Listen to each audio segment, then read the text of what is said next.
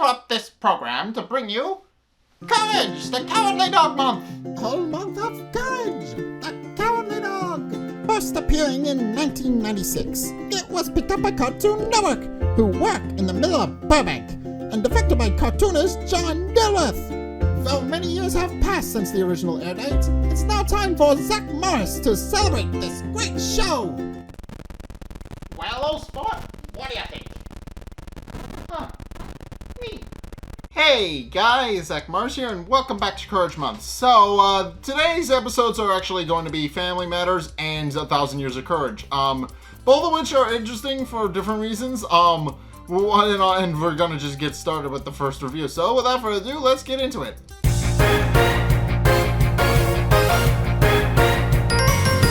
Okay, so this first episode of the episode is Family Matters, and Family Matters is probably the most normal episode in the entirety of the canon.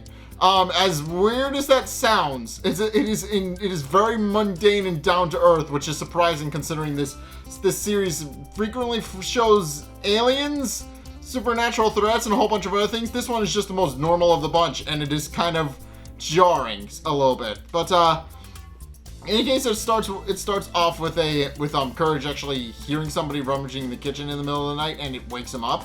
And Courage immediately assumes the worst and immediately tries to get Muriel and Eustace's attention, and tries to let them know that he hears something, and tries to show them what it is he actually hears down the kitchen. But Eustace just kicks him out, and tells him to go back to sleep. So Courage decides to take it upon himself to go and investigate, and he actually grabs a flashlight and goes downstairs and actually discovers a burglar named Basil rifling through the refrigerator. Which Courage does let out a scream, but this is probably the most normal episode in that the bad guy, quote unquote, is just a burglar. It's just a guy who shows up. But the weird part isn't so much that he's a burglar, but what he actually is. But in case the burglar Basil, he actually yells at Courage to keep his mouth shut, or otherwise he'll be fished. And at case in point, he actually pulls a fish from the refrigerator and actually slaps Courage with it. And Courage does as he told and shuts his mouth, and quite literally zips his yap, as per cartoon physics. But that one scream actually did alert Eustace and Muriel that there's somebody in the house, and they come down to investigate. So Basil actually hides behind the kitchen door and slaps them both with his fish when they come in, and then turns on the lights, and then tells Courage to actually tie the two of them up while he goes secure the rest of the house, pointing out that he's trying to keep safe from the park rangers, which is a thing that we'll get into in a minute. But Eustace is just kind of resigned to it and just tells Courage to hurry up, and calls him a good for nothing burglar helping dog. So Courage does indeed tie them up with Muriel praising his knot work. At which point Basil comes back in, and he is a completely different person. So Basil is established to have dissociative identity disorder, or at least that's what's implied to be, because when he comes in, he no longer sees them as a family of people that he's trying to rob, but as his family. He starts calling Muriel Mama Mashed Potatoes. He starts calling Eustace Uncle Twinkle Toes, and he starts calling Courage Nigel. So yeah, he clearly believes that this is his family, and these are family figures. So in any case, he then proceeds to yell at Nigel to untie the rest of the family, and then they decides they're all going to sit down to have some dinner. So Courage actually does wind up sitting down, and goes to actually sit down with Eustace and Muriel, and Muriel is actually preparing dinner. But as she's actually preparing dinner for everybody to eat, she actually winds up trying to call the police to actually let them know that there's a possibly psychotic madman in the house. And Eustace isn't even denying that. He openly admits once Basil's dissociative identity disorder kicks in. But Eustace straight up calls him nuts, and he's actually completely 100% right about that. So In any case, Muriel actually walks out with food, and because Basil has been calling her mama mashed potatoes, she makes an educated guess that the thing she's best known for is her mashed potatoes. But as it turns out, that's not indeed it. So she goes back in to actually figure out what it is that Basil actually wants her to cook, and comes back out with a ham, which she says still isn't her specialty either. So eventually she gets a little confused as to what exactly is going on. Eventually Basil actually decides to confide in Courage what it actually is. And since he's the only one they can trust, so Courage actually winds up signaling to Muriel to actually go back into the kitchen and make some flounder. Although the Morse code implies that he's not actually saying that, but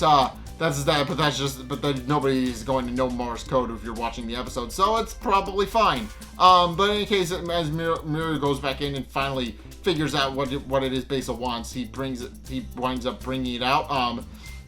At which point Basil is actually convinced Eustace to actually do a dance, which is why he's called Uncle Twinkle Toes throughout the episode. But he winds up convincing Eustace and Courage to dance with him.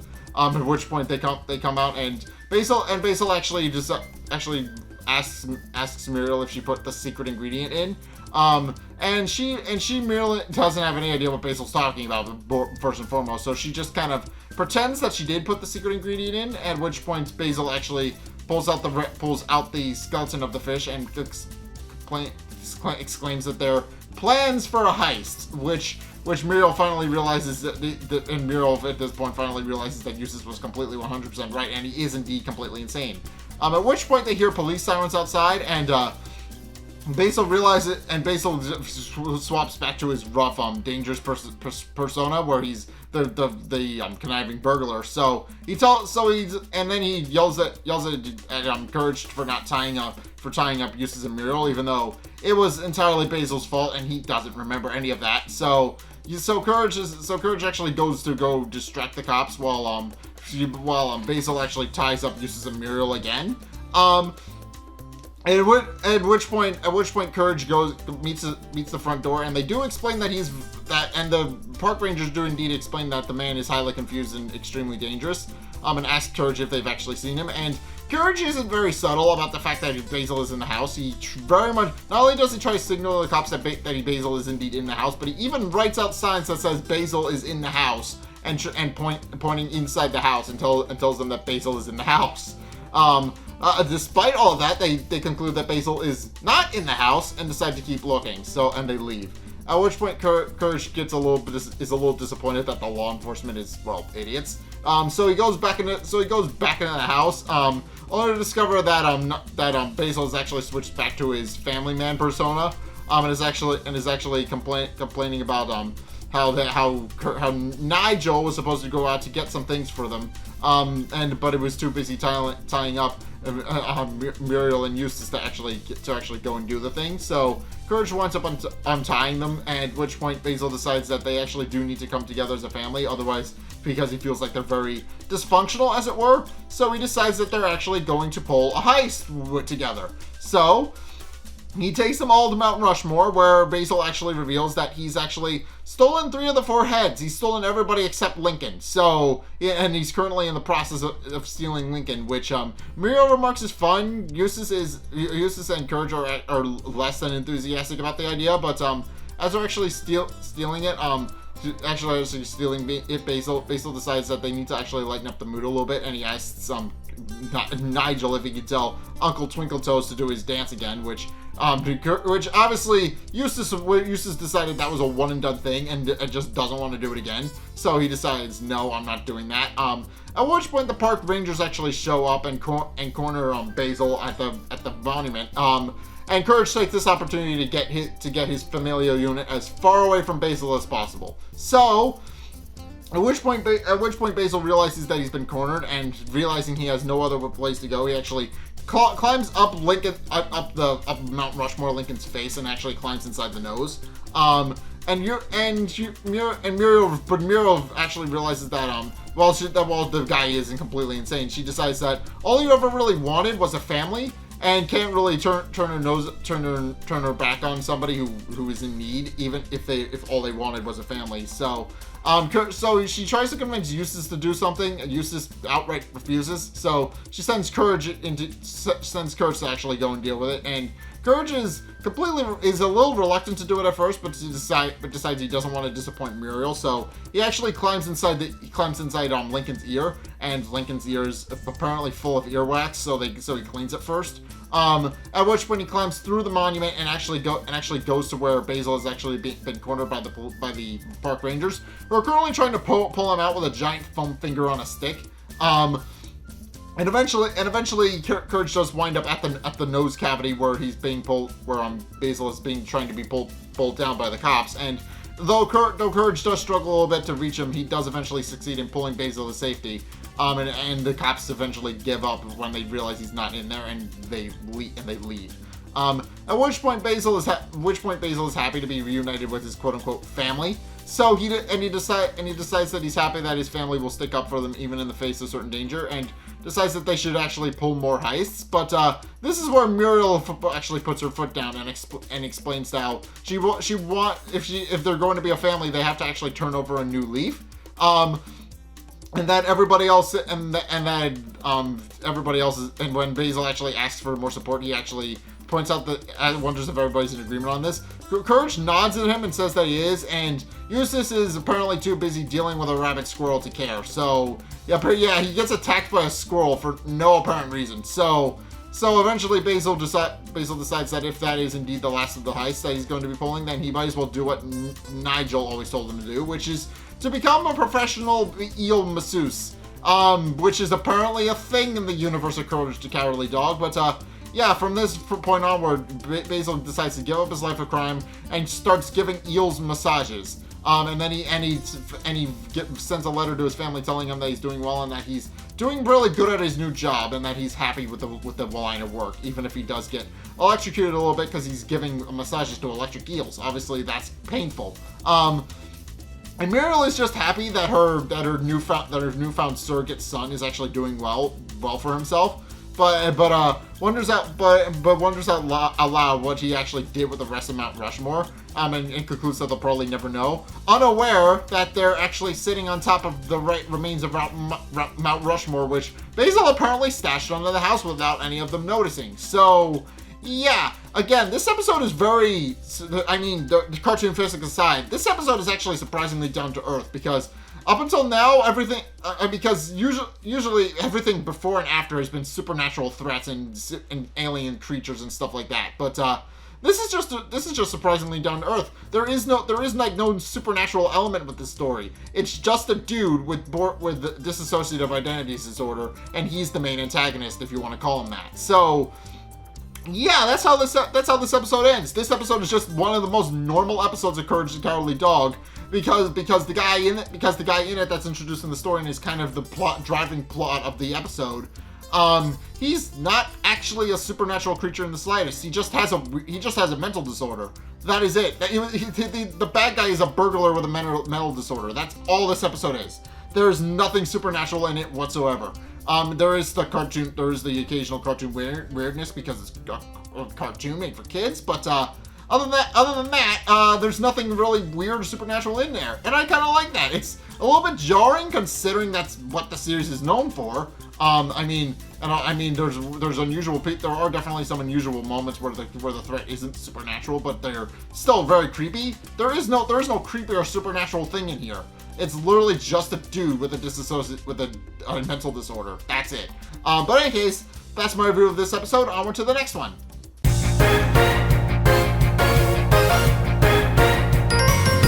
Okay, so in stark contrast to Family Matters and how it's the most normal episode in the series, 1,000 Years of Courage winds up being the most ludicrously absurd of the entire series. So yeah, this episode is it hasn't escaped my attention of the irony that the most normal episode and the weirdest episode are paired together on the DVD. But here we are. They're set right next to each other. But in any case, the episode opens up with Courage, Muriel, and Eustace actually having a bingo night.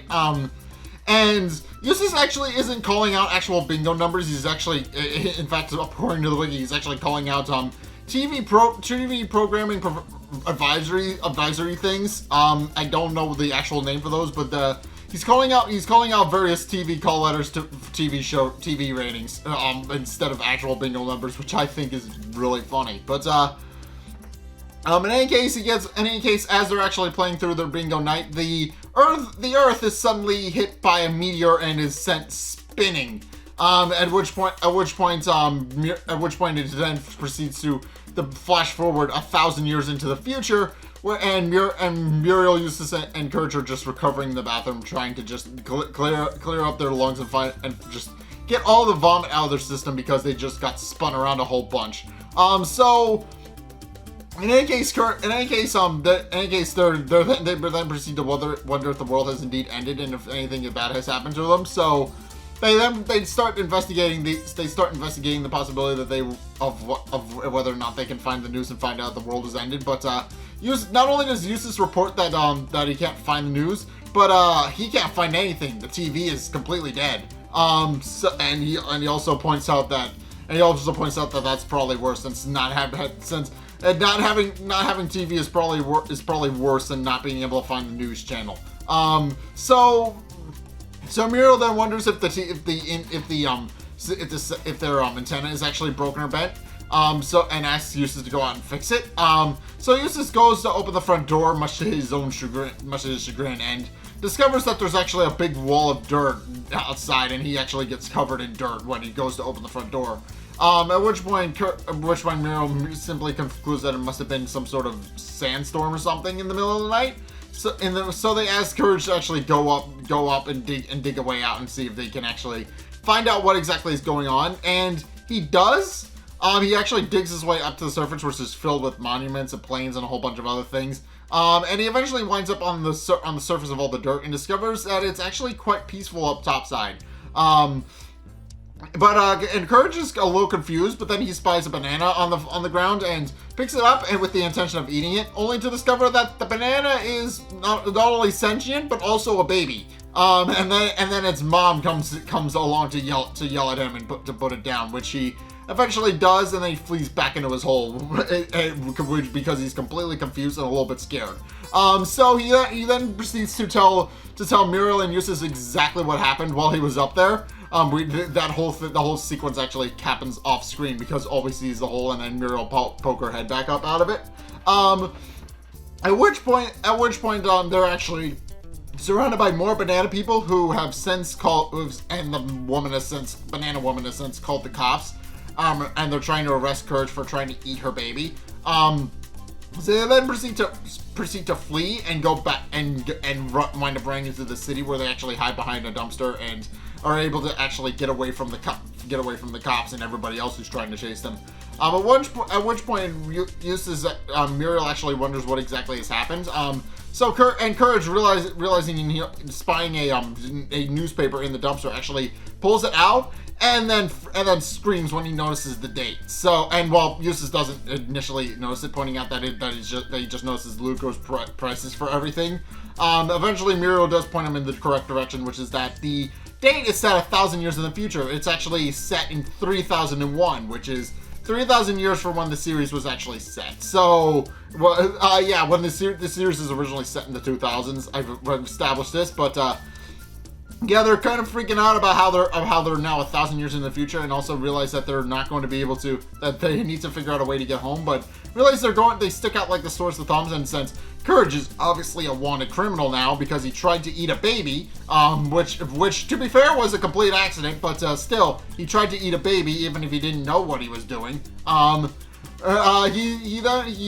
then approached by somebody called the banana suit dealer, who is a shady looking man. He's a banana, obviously, but he's a shady looking man who realizes that they actually do need a disguise to actually go out and about, and tells them that he can actually provide disguises for them for the right price. But use this Muriel and Courage all remark that they don't have any money, which to be fair, probably is for the best, since obviously this is the future. Obviously the money would likely no longer be legal tender anyway, so it's fine.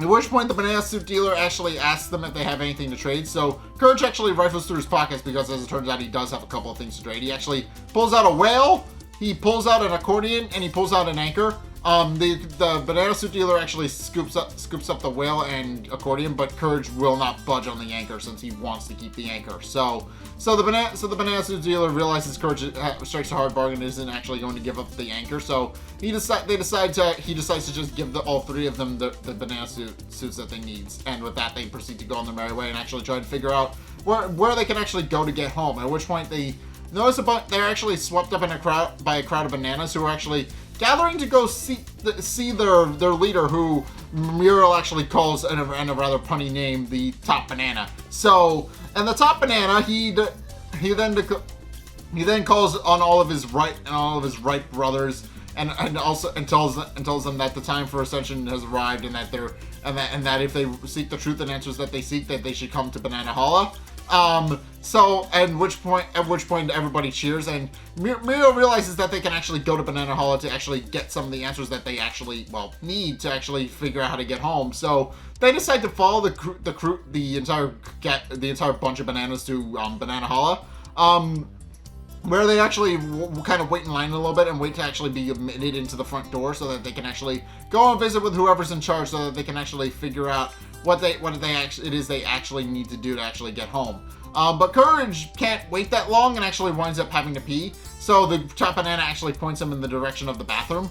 And Courage actually does go to the bathroom, but he can't figure out which door is which because they're not marked. It's a recurring joke throughout everything. But long story short, the doors are not marked. And Courage can't really tell them apart, so he just kind of picks one and winds up choosing wrong because he winds up going to the girls' bathroom instead. So he then proceeds to go into the boys' bathroom, where he still has no idea what he's doing because the banana bathrooms are completely different from the ones they have back home back in 2001. So he's very, very, very confused on how to actually use the bathroom.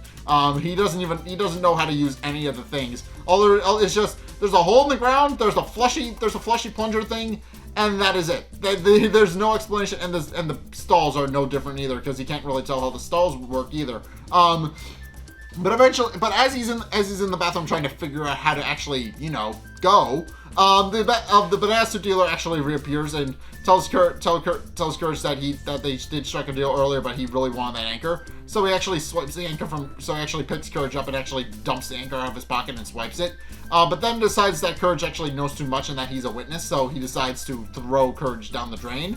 And Courage winds up going down the drain and out of a pump on the bottom. Where he actually witnesses firsthand what Banana Hala actually is. And long story short, it's terrifying and a little bit dark. So as Courage is kind of stuck in the pipes and is actually just looking out over the main antechamber, he actually notices sees an elderly banana walk into the main chamber, where a large voice actually greets him to Banana Hala. But then the elderly man actually slips on a banana peel. At which point a giant hand actually picks up the old elderly banana man and starts unpeeling him. As it turns out, there's a giant monkey living in Banana Hala, and he's basically, long story short, he's turning the citizens into banana splits and is planning to eat them. And there's also a giant pile of banana skins behind him. So clearly he's done this many times before. And Courage, realizing that the banana people have actually been deceived and have actually been worshipping a monkey who's been eating them, he then proceeds to climb out of the drain and back up to the front entrance, where he tries to warn Eustace and Muriel about what's going on, but they don't seem to fully understand since they think he just went to the bathroom, and Muriel is just hoping that he washed his hands before he left. And at which point it's actually their turn to actually enter Banana Hala and try to get their questions answered. And Courage realizes he needs to do something because obviously they're humans, they're going to get eaten if they're not careful. So, granted, banana people getting eaten isn't good either, but eventually Courage remembers that he's a wanted fugitive and decides to actually rip his costume off, and then proceeds to lead them into the office of the Top Banana, with an entire army of bananas following behind him. and followed closely by Eustace and Muriel, who realize that Courage is in danger and actually follow him into the chamber. At which point, Courage actually tries to plead to the top banana to not only spare him, but also points out that what's going on and asks for his help. But at which point he's actually cornered by the banana people, with Eustace somehow leading the charge. Somehow he got in front of the group. But in any case, Courage then clings to the top banana for protection, only to discover that the top banana is a monkey. Yeah, Courage actually squeezes the guy so hard that a monkey actually pops out, and they quickly and despite Eustace's protest that the dog is indeed their enemy, they eventually realize that it is indeed the top banana who's been deceiving them this whole time. So they then follow the top banana to the entrance of Banana Hala, where the top banana, or rather the monkey that he really is, tries to explain that it wasn't his idea and that he was only following orders. And then opens the doors to reveal that his uncle, who is the giant monkey we saw, reveals that his uncle is actually the one who's been running the show, and that he's the one responsible for everybody getting eaten. At which point the banana people, with Courage leading the charge, actually rush the giant monkey and actually knock him down before he can actually eat the elderly banana that he had turned into a banana split earlier, and the two monkeys are actually defeated and are forced to do a performance in front of everybody in front of a live studio audience. So they're forced to do a monkey dance because of their actions and because they basically committed genocide on a whole bunch of banana people. So yeah, they wind up having to do that literally forever. And Eustace, Muriel, and Courage have since been pardoned for their quote-unquote crime, even though, because while all they really did was attempt to eat a banana. They didn't actually eat anybody. So, and Courage now understands that he's not supposed to eat banana people, so they decided to pardon him, because he exposed them to a much greater evil. And Muriel points out that while it's great that this storyline actually got resolved, they still haven't figured out how they're supposed to get home. And as it turns out, they don't have to worry about it all that much, because right in that exact moment, an alien with a tennis racket who exists in outer space for some reason, he actually he actually uses his racket to swat the meteor right back at the planet, and they're sent 1,000 years backwards back to their game night. With Muriel actually winning the grand prize, which is a whole bunch of bananas.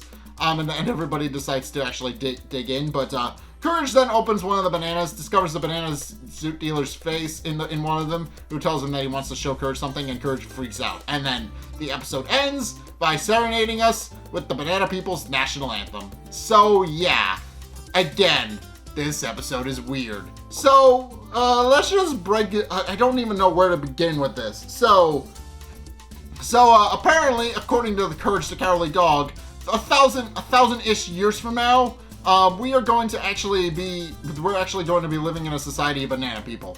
That is the long show. I don't even know how to begin to explain that. But we're going to be living in a society of banana people by 3,000 years or something. I don't even know how you begin to explain that, but it's funny, but I don't fully understand how that works. Like, how do bananas evolve to become? It is weird. Again, as I said, this series is great for Halloween, because if it's not dark humor, it's weird absurd shit. So yeah, case in point, sentient banana people that are going to take over the world in 1,000 years. Just look forward to that at some point in the future. In the very not very near future, but some point in the next 1,000 years, banana people are going to actually take over the world. You heard it here first. That's actually a one-to-one thing, according to Courage the Cowardly Dog, and frankly, that's a little weird, and I can't wait. But in any case, that's my review of Courage the Cowardly Dog. What did you guys think? Let's get a discussion going in the comment section down below, or over on my Discord server, link in the description. Anyway, thank you guys so much for watching. If you enjoyed, be sure to like, comment, and subscribe. Also, be sure to follow me on Twitter in the description below. Be sure to check out my Patreon in the description below as well if you want to help support the show. It's only a couple bucks a month. It really helps me out, and you guys get access to a bunch of cool perks that I'm always saying thanks. So be sure to check this out in the description below as well. Also, if you want to help support me even further, then be sure to go check out my Twitch channel in the description below. I'm streaming horror games to go along with Courage Month every Sunday, so be sure to go check those out. And just check that out in general because I'm trying to grow a milestone over there. So be sure to check that out. And finally, if you want to see more content from me, then be sure to check out the videos linked in the end screen. The top video is the most recent one. It may or may not be this one. Whereas the bottom video is the video recommended to you based on what you've already seen from me. So if you want to try something new or see more of what you like, then be sure to check both of those videos out. And also they may or may not be courage related, but that's beside the point. You already knew that. But in any case, thank you guys so much for watching. And until next time, I'll see you guys in the next video. Peace!